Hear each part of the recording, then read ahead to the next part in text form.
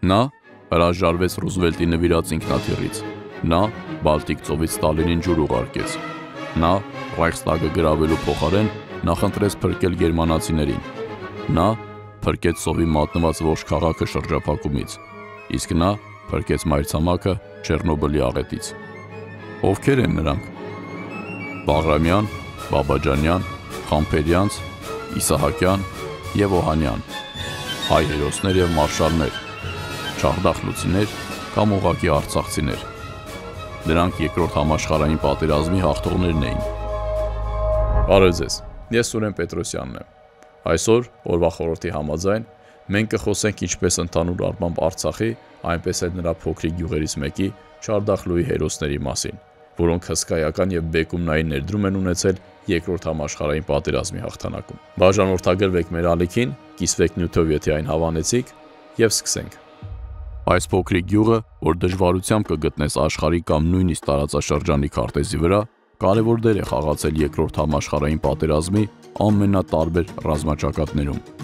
Արցախի հարթավայրերի և լեռների մեջ թաքնված փոքրիկ Չարդախլու գյուղը առանձնանում է իր հերոսներով։ Գյուղի տարածքում և դրա շրջակայքում հայտնաբերված տարբեր դարաշրջանների հուշարձանները վկայում են այն մասին, որ այս տարածքը բնակեցված է եղել դեռևս հնագույն ժամանակներից։ Քանի որ գյուղը գտնվում էր բաց և խոցելի տարածքում, հարձակման դեպքում բնակչությունը դժվարանում էր դիմադրություն կազմակերպել, և երբեմն հայերը ստիպված էին լինում լքել հայրենի գյուղն ու հաստատվել ավելի ապահով վայրերում։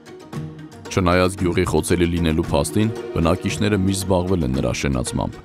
19-րդ դարի վերջին բոլոր տները հիմնականում երկհարկանի էին, գյուղն ուներ ջրագիծ, որը բնակիչներն ինքնուրույն էին անցկացրել, ծախսելով 1500 ցարական ռուբլի։ Թաթարների կողմից, այսօր հայտնի որպես ադրբեջանցիներ, հարձակումները գյուղի առօրյա կյանքի մի մասն էին կազմում։ Հարթավայրը պաշտպանել միշտ ավելի դժվար է, և գուցե դա է կոփել չարդախլուցիներին, ովքեր սովոր էին, որ պետք է լինել միշտ պատրաստ։ Հաճախ ենք հանդիպում չարդախլուցիների այսպիսի հիշողությունների։ Կրկին թուրքերի ամբոխը ուղղվեց դեպի Չարդախլու, պարբերաբար նահանջելով և նորից թարմ ուժերով հարձակվելով, նրանք կանգ չէին առնում։ Տեղի ունեցավ վճռական հարձակում, և այս անգամ ամբոխը նահանջեց մեծ կորուստներով։ Այս ընդհանման ժամանակ սպանվեց մեկ հայ, Շահենը Չարդախլուից։ Օրինակ մյուսը։ Հրաձգությունը շարունակվեց մինչև երեկոյան ժամը 5-ը, որից հետո թուրքերը ստիպված էին թալանված ավարի փոխարեն իրենց հետ տանել սպանված ընկերներին, հայերին թողնելով 6 հձի։ Ցավոք, հայերը նույնպես կորուստներ ունեցան։ Քաջերից մեկը զոհվեց, երկուսը վիրավորվեցին։ Պատերազմելու և պաշտպանվելու կարողությունը կոփում էր գյուղի բնակիչներին։ Այն, ինչն անհնար էր խլել Չարդախլուի բնակիչներից։ Չարդախլուն մի զարմանալի ֆենոմեն է, որի նույնիսկ հողը կարծես ներծծված լիներ քաջությամբ, ազնվությամբ և ուժով։ Զարմանալի չէ, որ հենց այս գյուղը աշխարհին տվեց մեծ թվով հաղթողներ։ Նրանցից էր բժշկական ծառայության գեներալ-լեյտենանտ Ջան Մարգարյանը, ով փրկեց Նիկոլայ II ցարի կնոջ կյանքը։ Նիկոլայ II-ի կինը Ալեքսանդրա Ֆյոդորովնան ծանր հիվանդացավ։ Մոսկվայի բժիշկները ոչ մի հույս չէին տալիս։ Մի տարեց զինվոր կայսրին տեղեկացրեց Մարգարյանի մասին, և նրան հրավիրեցին պալատ։ 3 ամիս տևած բուժման արդյունքում Մարգարյանին հաջողվեց փրկել նրա կյանքը։ Մեկ այլ պատմություն է հայ մարշալների, գեներալների և սպաների ասկաբույլը, ովքեր դրսևորելով աննախադեպ քաջություն հսկայական ներդրում ունեցան երկրորդ համաշխարհային պատերազմի հաղթանակի մեջ։ Ինչպես բացատրել կայսրության ծայրամասում գտնվող այս փոքրիկ գյուղի այսքան մեծ թվով հերոսներ տալու փաստը։ Հաղթանակի գործում իրենց անուրանալի ներդրումն ունեցան Խորհրդային Միության կրկնակի հերոս մարշալ Հովհաննես Բաղրամյանը, Խորհրդային Միության հերոս զրահատանկային զորքերի գլխավոր մարշալ Համազած Բաբաջանյանը, գնդերի և դիվիզիաների հրամանատարներ գեներալ-մայոր Գուրգեն Մանասյանը, գեներալ Ալեքսանդր Մարտիրոսյանը, գվարդիայի գնդապետ Սմբատ Դանիելյանը և Բաբաջանյանի ավագ եղբայր փոխգնդապետ Գուրգեն Բաբաջանյանը։ Չարդախլուն տվել է ևս 20 գնդապետ և փոխգնդապետ, 35 մայոր և 28 կապիտան։ Ռազմաճակատ մեկնած 1500 չարդախլուցիներից 350-ը զոհվել են։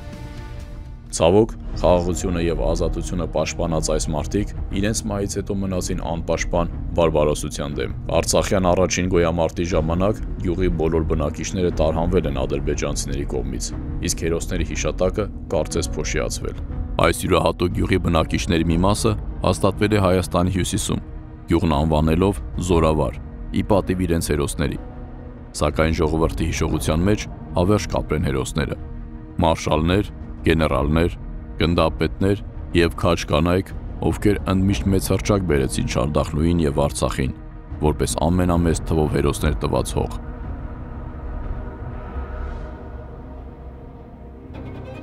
Մարդիկ հիշում են Հովհաննես Բաղրամյանին, ով ճանաչելի դարձավ դեռևս Սարդարապատի ճակատամարտում։ Հետագայում նրա երիտասարդության այս հերոսական դրվագները վտանգի տակ դրեցին ոչ միայն նրա կարիերան, այլ նաև կյանքը։ Բայց իր հմտությունների և տաղանդի շնորհիվ նա կարողացավ հաղթահարել ստալինյան բռնաճնշումների բոլոր դժվարությունները, վերականգնել զինվորական հարգանքը և նվաճել հերոսի փառքը։ Նա կարողացավ գրավել Քյոնիգսբերգի ամրոցը, որի անառիկության հարցում գերմանական հրամանատարությունը այդքան վստահ էր։ Իսկ Բալտիկ ծով հասնելով, որպես խորհրդանիշ, Ստալինին ուղարկեց մի շիշ լցված Բալթյան ծովի ջրով։ Նա ընտրում էր ռազմական խնդրի լուծման ամենաբարդ և անհավանական ճանապարհը, և որպես կանոն միշտ հաջողում էր։ Չնայած զինվորական կոչումներին, փառքին և տեսնելով պատերազմի ողջ դաժանությունը, նա մնաց չափազանց բարի և ընտանիքին նվիրված մարդ, ով մշտապես ամուր կարճած էր սեփական արմատներին և ինքնությանը։ Արցախյան փառքով պսակված բոլոր հերոսների մեջ Համազած Բաբաջանյան իր հայրենակիցների մեջ ամենահամարձակն էր։ Նա հաստատակամորեն պաշտպանում էր իր համոզմունքները և արժևորում յուրաքանչյուր շարքային զինվորի կյանքը։ Նրա մասին կարելի է պատմել բազմաթիվ պատմություններ, որոնք վկայում են նրա ոգու ուժի, քաջության և արիության մասին։ Բայց այսօր մենք կպատմենք դրանցից միայն մեկը։ Ամենանշանակալին, որն արտահայտում է նրա ազնիվ ու հարգանքով լի զինվորական կերպարը, որը դրսևորվում էր անգամ հակառակորդի հանդեպ։ 1945 թվականի մայիսին Բաբաջանյանն արդեն Բեռլինում էր և պետք է գրավեր Ռայխստագը։ Գնահատելով իրավիճակը Բեռլինի փողոցներում, որտեղ չնայած ակնհայտ պարտությանը գերմանական ցրված ջոկատները դիմադրում էին մինչև վերջ, Բաբաջանյանը որոշում է առաջ շարժվել գետնի տակով, օգտագործելով գերմանական մետրոյի ճյուղավորված ցանցը, որտեղ խուսափելով մարտական գործողություններից թաքնված էր խաղաղ բնակչությունը։ Իմանալով այդ մասին, գերմանական հրամանատարությունը, որն արդեն հոգեվարքի մեջ էր, հրամայեց հեղեղել մետրոն։ Բաբաջանյանը առանց տատանվելու որոշում է ջրով լցված մետրոյից փրկել և դուրս բերել մարդկանց այն տանկերի վրա, որոնցով պետք է գրավեին Ռայխստագը։ Բայց նա նախընտրեց մնալ այն մարդը, ով գերադասեց մարդկային կյանքերը հերոսական կոչումներին և մեդալներին։ Չէ՞ որ անկախ ամեն ինչից նա միևնույն է շարունակում է ապրել մեր ժողովրդի հիշողության մեջ։ Այո, իր այս որոշումը, որի հիմքում մարդասիրությունն ու ասպետականությունն էր, զրկեց նրան Ռայխստագը գրաված հերոսի տիտղոսից։ Արցախի հաջորդ հերոսը, որին կանրադառնանք, Խորհրդային Միության ավիացիայի մարշալ, Կարմիր բանակի ռազմաօդային ուժերի հրամանատարի տեղակալ և շտաբի պետ Արմենակ Խամփերյանցն է։ Արցախցի փառապանծ բոլոր հերոսներից Արմենակ Խամփերյանցն ամենաշատն է տուժել ստալինյան ռեժիմից։ Վաղ երիտասարդության տարիներին նրա ծանոթությունը Ստալինի և Բերիայի հետ ճակատագրական դարձավ նրա համար։ Բայց այսօր մենք կանրադառնանք նրան, որպես իր գործի գիտակի, մի մարդ, որի գիտելիքներից և տաղանդից ապշած էր նույնիսկ Ռուզվելտը։ Պատմությունը տեղի ունեցավ, երբ դաշնակիցների հաղթանակն ակնհայտ էր, իսկ պատերազմը մոտ էր ավարտին։ Յալթայի կոնֆերանսի ժամանակ ամերիկյան տեխնիկան քննարկելիս Խամփերյանցը անգլերենով դաշնակիցներին պատմեց այն ամենը, ինչ նա գիտեր այդ մասին։ Իսկ նա գիտեր ամեն ինչ, որպես իր գործի հմուտ գիտակ, նա ուսումնասիրել էր Bell P-63 King Cobra-ի բնութագրերը, որը Լենդ-լիզի շրջանակներում մատակարարվել էր Խորհրդային Միությանը։ Ռուզվելտն այնքան էր ապշել Խամփերյանցի թե գիտելիքներից և թե մասնագիտական հմտություններից, որ կարգադրեց անձամբ նրան նվիրել ինքնաթիռ։ Ինքնաթիռը բնականաբար անմիջապես փոխանցվեց Խորհրդային Միության զինված ուժերին։ Նրա կյանքը և մահվան պատմությունը լի էր գաղտնիքներով և առեղծվածքներով, որին դեռ անպայման կանրադառնանք։ Նրա հերոսությունը մոռացության էր մատնվել խարդավանքների և բռնաճնշումների պատճառով, որոնք սակայն որևիցե կերպ չեն կարող խամրեցնել նրա վաստակն ու հերոսի կերպարը։ Հովհաննես Տեր-Իսահակյանի պարադոքսն այն է, որ նա ծագումով լինելով Արցախից, որն իր սահմաններում ծով տեսել էր միայն հարյուրավոր տարիներ առաջ, դարձավ Խորհրդային Միության նավատորմի ծովակալ։ Ուշագրավն այն է, որ նա տառապում էր ծովային հիվանդությամբ, ինչը միայն հայտնի դարձավ նրա խոր ծերության տարիներին։ Նա համառության եւ աշխատասիրության տեր մարդ էր, ով մշտապես ցուցաբերում էր բարձր արդյունավետություն։ Նույնիսկ կորցնելով ոտքը, Տեր-Իսահակյանը շարունակում էր համառորեն աշխատել եւ հասնել իր առջև դրված բոլոր նպատակներին։ Նա ուսումնասիրում էր ռազմածովային նավատորմի պատմությունը, գրում պատմվածքներ, իսկ նրա կազմած օվկիանոսագրական քարտեզներն օգտագործվում են առ այսօր։ Նրա ռազմածովային ուժերի շտաբի պետ նշանակվելու հետ կապված կա հայտնի հետաքրքիր մի պատմություն, որը տեղի էր ունեցել նրա ոտքի ամպուտացիայից հետո։ Երբ Ստալինը զանգահարեց եւ առաջարկեց նրան ստանձնել ռազմածովային ուժերի գլխավոր շտաբի պետի պաշտոնը, Իսահակյանը պատասխանեց. «Դուք գիտեք, որ իմ ոտքն ամպուտացված է։ Դա է միակ թերությունը, որի մասին դուք նպատակահարմար եք գտնում զեկուցել», հետևեց հարցը։ «Այո», հաստատեց ծովակալը։ «Մեզ մոտ նախկինում շտաբի պետ կար առանց գլխի, բայց ոչինչ, գլուխ անեց», եզրափակեց Ստալինը։ Արցախյան համառությունն ու կամային հատկանիշները տղային, որը լեռնային գյուղից էր, հասցրին ինչպես օվկիանոսի անծայրազիր խորքերը, այնպես էլ հայ ժողովրդի հավերժական հուշամատյան։ Ժողովուրդ, որը չունենալով ծով, ունեցավ ծովակալ։ Սա լավագույնս բնութագրում է արցախցիների կամային հատկանիշներն ու անհնարինը հնարավոր դարձնելու նրանց բացառիկ կարողությունը։ Սերգեյ Օհանյանը ամենախորհրդավոր մարշալն է, հայտնի իր եզակի ինժեներական տաղանդով, ով միշտ եղել է մարտական գործողությունների կուլիսներում։ Նա անցել է ողջ երկրորդ համաշխարհային պատերազմը, մշակելով բարդ ռազմաինժեներական լուծումներ, որոնք հնարավորություն են տվել մոտեցնելու պատերազմի հաղթական ելքը։ Բայց այսօր մենք կպատմենք այն մասին, թե ինչպես նա փրկեց եվրոպական մայրցամաքը արդեն խաղաղատոմի հետպատերազմյան շրջանում։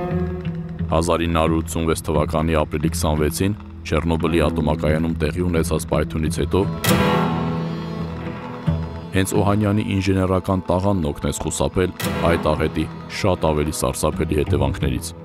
Ներգրավվելով հետևանքները վերացնելու գործում, նա իր վրա վերցրեց ատոմային աղետի տարածումը սահմանափակելու եւ կանխելու այդ չափազանց վտանգավոր եւ բարդագույն ինժեներական աշխատանքների պատասխանատվությունը։ Նման քայլը պահանջում էր քաջություն, հանճար եւ սեփական ուժերի նկատմամբ մեծ վստահություն։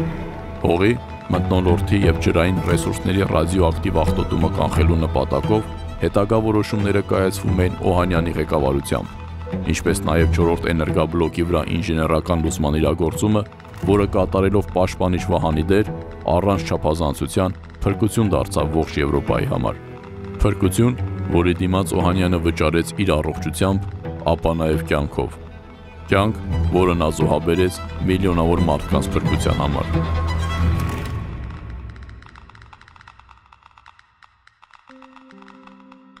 Նրա ուղու մասին տեղեկությունները մինչ այսօր հիմնականում գաղտնի են պահվում, սակայն մի բան հստակ է եւ անփոփոխ։ Նա միլիոնավոր կյանքեր փրկած հերոս էր, ով Արցախից էր, հող, որը հերոսներ է ծնում։ Թեպետ այսօր մեր հերոսների մասին մենք խոսեցինք շատ հպանցիկ, որոնք արժանի են շատ ավելի մանրամասն անդրադարձի, սակայն մեր նպատակն էր այսօր անդրադառնալ Արցախին որպես հերոսացին հող, որը ողջ հայության հպարտությունն է։ Ցավոք, պարտության եւ իշխանության կողմից պարտադրված նվաստացման եւ անզորության հետևանքով մենք սկսել ենք զբաղվել ինքնախարազանմամբ եւ ամենավատը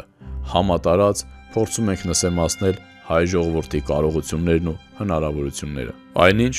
մեր ժողովրդի անհաջողություններն ու տապալումները պայմանավորված են ոչ թե ժողովրդի որակով, այլ դրանց պատճառը միմիայն մեր քաղաքական անփառունակ վերնախավն է։ Հետևաբար կործանարար ինքնախարազանումը անհրաժեշտ է փոխարինել առողջ ինքնաքննադատությամբ։ Եվ մշտապես պետք է հիշել, որ մենք, որպես ժողովուրդ, բացառիկ հնարավորությունների եւ կարողությունների տեր ենք, որը երբեք պետք չէ թերագնահատել, առավել եւս գերագնահատել։ Այսօրվա իմ խնդրանքը ձեզ գրեք մեկնաբանություններում ձեր հերոս բարեկամների, ծանոթների հակիրճ պատմությունները։ Ձեզ հետ է Սուրեն Պետրոսյանը։ Բաժանորդագրվեք մեր ալիքին, մինչ նոր հանդիպում։